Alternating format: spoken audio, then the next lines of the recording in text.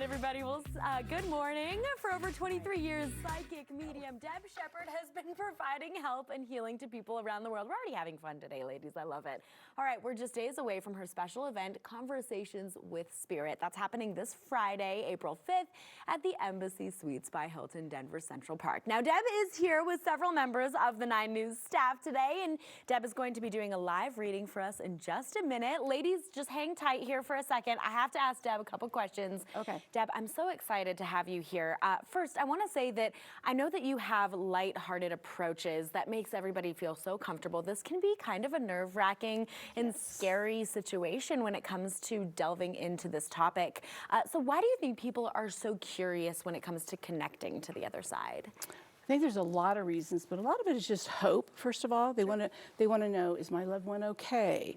You know, do they know what's going on in my life? Will I see them again? Are they out of their pain? And a big part of it too is maybe they felt like they didn't do things right before the person died and they want to be forgiven. Sure. So if that connection's still there, it gives them that solid feeling of, okay. Yeah. So it's the hopefulness. I really like that, and I think it probably brings a lot of comfort to people too, which is really nice. Now, can you explain what receiving a message feels like or looks like for somebody? Well, for me, it feels very peaceful. Whenever I have them come through, I've never felt fear or felt scared about, you know, them coming through. I think the living are more scary than the deceased, really. But I think for the people that are receiving it, it gives them the sense of I can continue on. I can live my life. I can bring joy again. Because a lot of people feel guilty around their loved one. So it gives them the sense of peace that they can have joy and carry on. So even therapists will send their clients to me to have that reading for them to continue in their healing process. And for me, I just feel their loved one's personality coming through, and I feel, you know, that they want to show things and share things that's happened and give them that, you know, all those little connections that happen. That's so special. Yeah, that really just makes a huge difference, I'm sure, for so many people. Now, what would you say is the best advice that you can give somebody before they do a reading or attend one of your events like that Conversations with Spirit one that you're having this Friday? I think trusting the process. People want to have control. And so being open-minded to whoever comes through. A lot of times who opens the door may be someone that you don't like or has been gone a long time. Like, I don't want to hear from my ex. I don't want to hear from my mother-in-law or whatever. And that might be the person that opens the door to be able to get all the other messages. And so people want to control. They want to hear, you know, all these certain things, and that really, we say, kinks the hose to not let your loved one come through to really give that information. So it's like a three-way. You know, it's the other side, it's myself and you. So when we have that connection coming through, being open to hearing that it might be a pet from your childhood or things like, the pets, the fur babies. Pets too. That's so cool. From fish to, you know, birds to iguanas, all of them. You know. Yeah, they come through and you're like, okay, they had a pet snake. Oh my goodness, that is so fascinating. Yeah, I know, because last time when you read me, I was kind of trying to channel one person and someone else completely came in. And I was like, oh, I didn't even think about that person coming. So that is fascinating. Now, your events are a whole other deal, which is so cool. Tell us what goes on at some of your events. What's really interesting that we've noticed over time is that people will come in and sit in certain spots and they will have a very similar loss. Okay. So they all have had a child pass or their mother from dementia, all these different things. So that's that synchronicity. Wow. And then the messages throughout the evening will be something that everyone can, you know, it resonates with everybody. So that gives a lot of peace. For me, what I love about the large audience is I'm drawn to an area. And so you know without a doubt that I don't know who bought the tickets or where they're sitting. So you're drawn to that area. And we try to celebrate and bring joy and a little bit of humor, because you guys have seen me before. There's a little bit of humor, because I think that lightens the way that we process our grief. Wow, that is the way to do it. Like and if you're a skeptic too, you want to see a large audience, because you may be like, I don't want to be seen, but I want to see what's happening. Sure. So the good skeptics are good to hear. It can kind of stay in the background and not feel too pressured to do anything. That's awesome. Okay, well, I want to jump right in here. I really appreciate you ladies for coming downstairs. This is part of our wonderful sales team upstairs that have come down and so graciously volunteered. So Deb, jump right into the reading. What do we do first? Let's go. Okay. I do tell you last night around 12:30 though, we have a baby monitor on. Okay. But we didn't have any grandchildren at the house, and our baby monitor started hearing a baby cry at 12:30 p.m. It woke us up. What? Yes. So I don't know if anyone's lost a baby, but there was someone that had a baby that passed, and it could be a relative or a parent, or, well, a relative is a parent normally, but so if anyone, even in our audience, has lost a young child, that might be to come through. Interesting. Okay. Oh my gosh, well, we'll have to confirm with the audience Every later time on. I come to Colorado and Company, we have stuff that happens at the house. Weird things. Okay, let me just tune in. First thing I'm getting is an older man. It feels like a father figure, a father or uncle. Father? For you? Yeah. Okay. Okay. Was he the one you wanted last time? No. Okay, just maybe showing up this time. He's the one I wanted this time, so happy he's coming through. I feel like he was way too young for his passing. And I feel there's a little bit of an unexpected crossing for him too. So either we're not prepared. He's also taking on some accountability, which usually to me means he could have done things differently to keep him here. And he's just feeling apologetic for not taking care of himself. I also feel like there wasn't a lot left for you from him. So maybe there wasn't pictures or money or things that, you know, weren't given to you or passed down the way you like, I really want to know about my dad this way. So he's sort of bringing this through.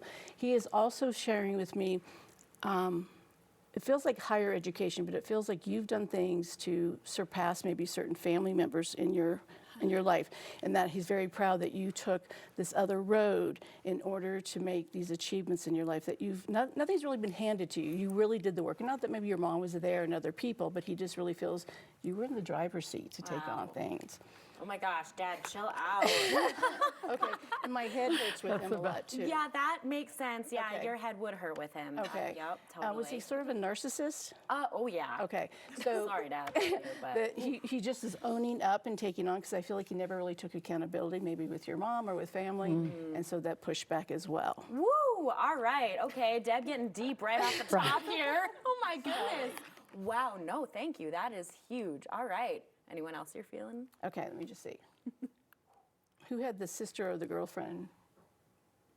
It's a female in your generation, so it'd be sister, sister-in-law, cousin, friend. Cousin. Okay. Obviously young, because you're young. This feels tragic as well. Anytime you have someone young pass, anyway it is, but I feel like this is very tragic too. Yep. And she says that you were always kind to her, that sometimes that people weren't always as kind. Does that make sense?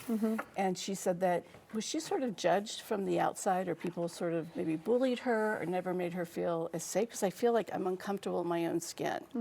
And she says that people don't talk about her, that she's been gone for a while, but no one brings up her name or really honors her time of death or her birthday.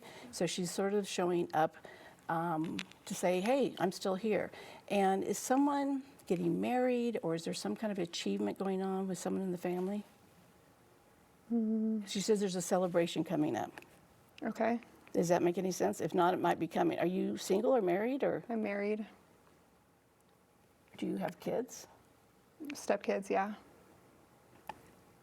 I'm just getting there's some kind of celebration coming up for you. What Okay. I always say is file it, because they're not wrong. Okay. It's just, when is it going to happen? So maybe you're getting something really, maybe you're getting a Jaguar when you get home. Ooh. Or a big trip to Italy, right? Okay. But I feel like there's a big celebration for that. Okay. Were you close to one of your grandmothers? Because I feel like she was like a mother from another, like a mother sort of energy around you for you too. Okay. And who's the heavy smoker? Is this grandpa, or, No. and maybe I'm moving. My mom. Was your mom passed? My mom passed. Was she the heavy smoker? And dad, and they were both heavy smokers. Okay, so your dad too. Yes. Okay. Gotta speak up, girl. Oh, A couple dads in the room. Was your mom stubborn? very. Oh my Extremely goodness. I have stubborn. arms crossed going, just listen to what I need to say to you. Just, I'm the one in charge. Just listen to what I have to say, okay? I'm listening. Yeah, she's like this too. She says that you really still try hard to please her, or you try really hard to make her proud, but I also feel like you march to your own drum. You really just chosen to say, I'm not here to please everybody. I'm here to really do what I want to do in life. And she goes, all the kudos to you. Don't try to be that people pleaser that a lot of us women try to do. We try to be that people pleaser. And she's also apologetic for what she said before she died, or what happened right before she died. And this could be a discussion within a month before or 6 months before, but was there kind of a disagreement or a butting of heads with you and your mom, or her and somebody? Just maybe in general. She had dementia, and so Okay, it so was. there's that challenge There going was on a that- large challenge for a while, for quite a few years. Your mother is cracking me up. What's your mom's first name? Jackie. Because she goes, you thought that dementia would make our relationship easier and better, but she goes, but I still like to push the, Oh, poke she the always bear, did. poke the Yes, bear. you know her well. Yeah, and did she, the chocolate candy bars, or who did she try to sneak the sugar? Oh, she always did. Yeah. Yes, I'm getting, that like, is. I'm going to hide this, but I'm going to find it, so, don't take it from me. She goes, hey, I'm dying, so why not give me what I want to? My goodness. I love it. Is there a grandmother that would drink whiskey, or who's the one that would drink whiskey before bed? Scotch, whiskey, Not tasting it. No We one move. with me. You? We're let's not. And because it feels like a female drink it, like you would think the male would drink it, right? Right. But I'm getting the scotch or the whiskey. Maybe Scotch. Maybe my dad. Anybody else? Feels more female. Okay. Maybe she was, and I didn't know it. Well, I think this is something someone would know. Sneaking like- whiskey with her Right, chocolate. right. That's a possibility. But it feels like a grandmother versus a mother figure. And do you look like your mom? A little bit. Because she says that you're you're beautiful, photogenic. Like she could also be very photogenic. And she has this charismatic personality. Very and I feel like much. don't cross your mom because she remembers. Before she got dementia, she would remember stuff. And I feel like your mom was a little bit before her time. Oh, you just hit it on right on the head. It's like, these women that you're supposed to be pregnant and barefoot in the kitchen, not your mother. No You're way. like, you know what? No one's going to hold me down. I'm going to do what I want to do, and I'm going to go and push the edge of the envelope. And says, you're like that. Maybe that's why, march to your own drum sort of energy, telling people, I can do what I want to do. Wow. Yeah. And guys, this is only a sample Wow. of what Deb can do. And I'm so sorry we didn't get to you, but I have a feeling Deb's going to be sticking around throughout the show. So hope so. we're going to be talking more about this.